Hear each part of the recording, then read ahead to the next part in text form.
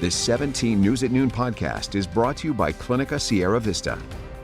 Welcome back to the 17 News at Noon podcast, where we share your news on your schedule. Well, good day. I'm Elena Rusk, and Friday marks the final day of the mask mandate for public schools in California. So starting today, it's up to each individual school district to decide how they want to implement mask use restrictions, if at all. All right, so today isn't just about a maskless free-for-all. Some parents and kids are remaining with their masks, and schools across Kern County still providing them to anyone who chooses to wear one. Let's take a look now at the latest COVID-19 case numbers here in Kern County. Kern County Public Health updated their dashboard from the weekend statistics to show 329 new positive cases and 6 new deaths from COVID. State data shows 56 patients hospitalized with the virus in Kern County and 13 people listed in intensive care units. Now, generally, the coronavirus doesn't impact children as severely as it does adults, but more than 12.7 million children in the U.S. have tested positive for COVID since the start of this pandemic, according to the American Academy of Pediatrics. So doctors at Children's National in Washington, D.C. are trying to figure out why some pediatric patients are experiencing what's often called long COVID, where symptoms persist long after the virus is gone. Others are getting reinfected, while still others seem to be recovering fine, but then suffer a perplexing condition that causes severe organ inflammation.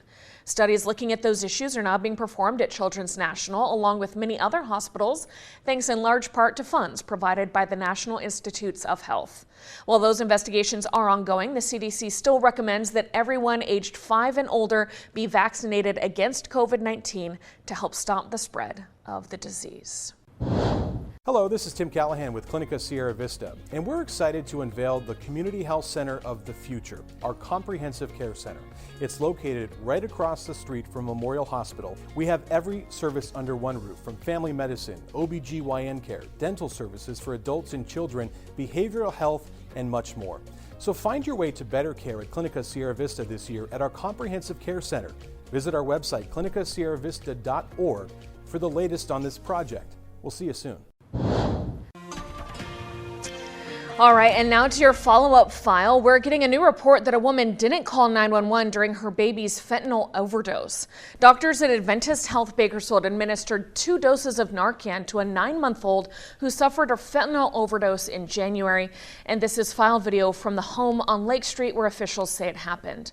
According to reports filed in Superior Court that became available today, Gabriela Cruz, the child's mother, told police she didn't call 911 when her son turned purple and became unresponsive because she didn't want to go to jail. The baby survived that overdose. Cruz, who was 23 years old at the time of her arrest, has pleaded not guilty to 2 counts of felony child cruelty, possession of drugs for sale, and misdemeanor drug possession. She is due back in court April 28th. And community members held a candlelight vigil last night for 26-year-old Jerome Christian, whose body was found 200 feet down a city water well in southwest Bakersfield last week. Police are still trying to determine how his body ended up inside the water pipe, which was just 15 inches wide. Family members led the vigil near the side of the well on Desmarais Avenue near New Stein Road, calling for answers and sending a message to whoever may be responsible for Jerome's death. You thought that my child was going to be lost to us forever. You wanted us to suffer that we would never know what happened to our child. But God had his hands in this, and he snatched him right back out. You weren't getting away with a thing. Now, again, the investigation is ongoing. If you have any information on this case, call BPD at 327-7111. Meantime, Jerome's family confirms there are 2 ongoing fundraisers to pay for his funeral expenses.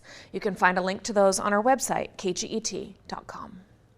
And the community of Delano encourages everyone to come out in support of the family of 19-year-old Nayeli Gonzalez after police announced 3 arrests in her murder. Gonzalez was shot and killed in January 2020 while sitting on the bleachers of Cesar Chavez Park. Recently, Delano police arrested 18-year-old Kevin Gonzalez of McFarland, 21-year-old Jonathan Gutierrez, and 18-year-old Alexander Carrillo, both of Bakersfield.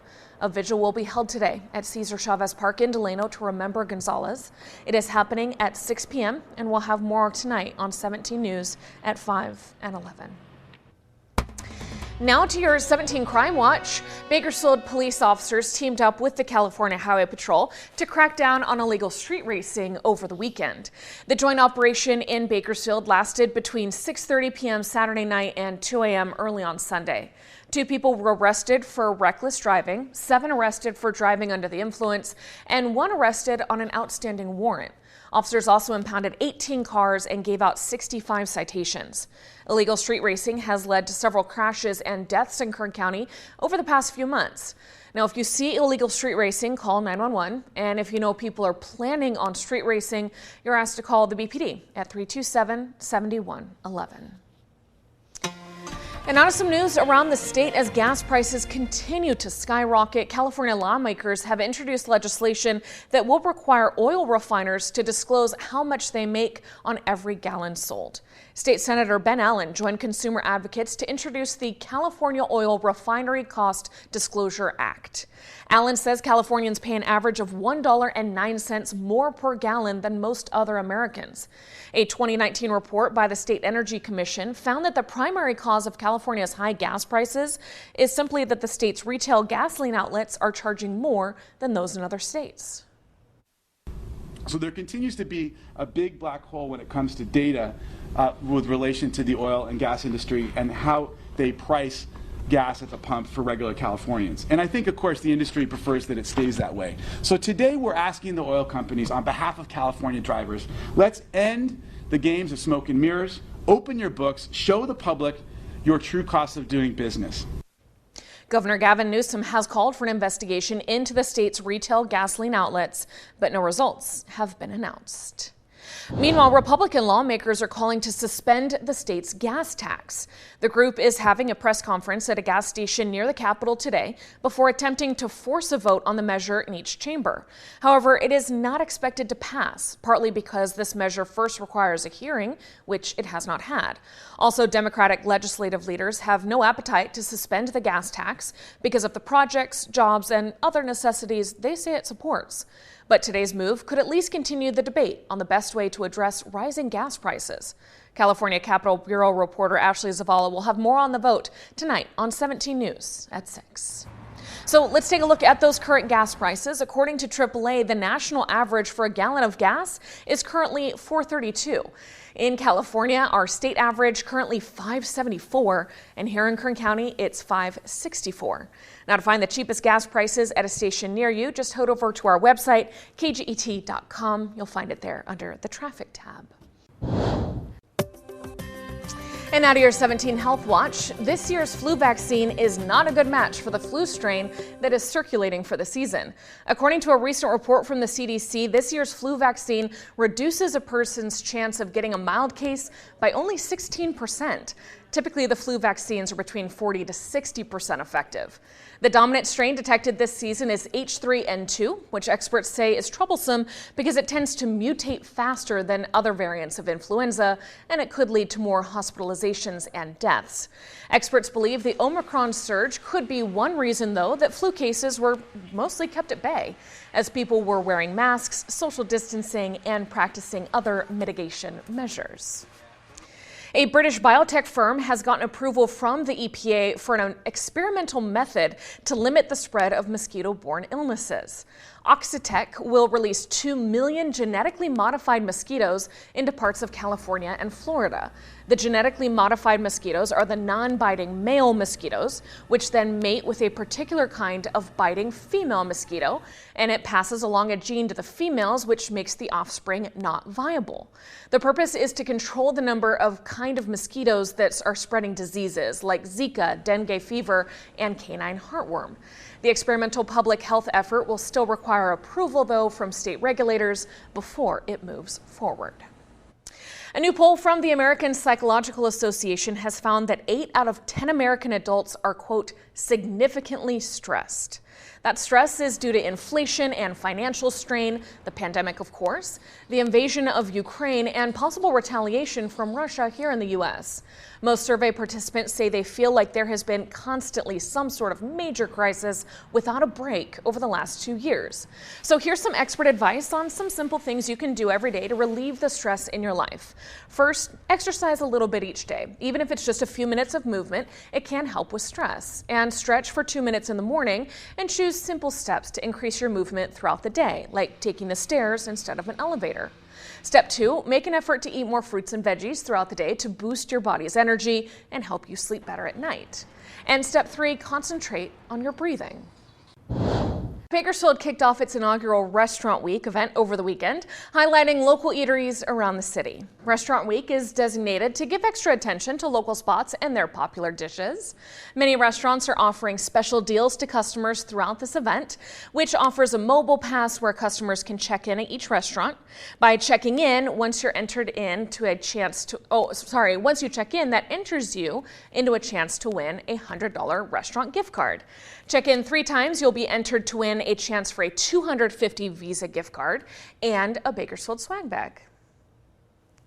I used to live in San Diego. They do Restaurant Week twice a year, and so I think this is a great tradition to start in Bakersfield to get people out to see local restaurants and what they're doing. Oh, it's fun. Restaurant Week runs through Friday. You still have some time to get out there, get yourself entered into the chance to win some of those prizes. Head over to our website, kget.com, for a full list of the restaurants participating in Restaurant Week. And today is 3/14, or the first 3 digits of pi, so many people across the country are celebrating Pi Day. Now, any way you slice it, there is a sweet or savory deal to be had. Today at Cafe Smitten, you can get 2 pie holes for $3.14. At Blaze Pizza, you can get an 11-inch pizza for $3.14. At Round Table Pizza, you can get a personal cheese for $3.14. And also at BJ's Restaurant, get a mini 1-topping pizza for, you guessed it, $3.14. Now share the list of participating places around town, again, on our website, kget.com. All the food news you need there. Now, Pi Day is also used as a celebration of women in STEM careers. You'll see women across the country wearing their, I forgot my purple today, Kevin. It's a way of expressing our gratitude and encouraging young girls to seek career opportunities in the field of STEM. The acronym for STEM, as you know, is science, technology, engineering, and math. Jobs that fall under one of those categories are typically male dominant. According to the American Association University Women, ladies make up half of the workforce, but only 28% have jobs in STEM. So now workforces are encouraging kids to seek interest in STEM at a young age. The 17 News at Noon podcast is a production of KGET and Nexstar Media Group. For more on all of the headlines in today's show, head to kget.com.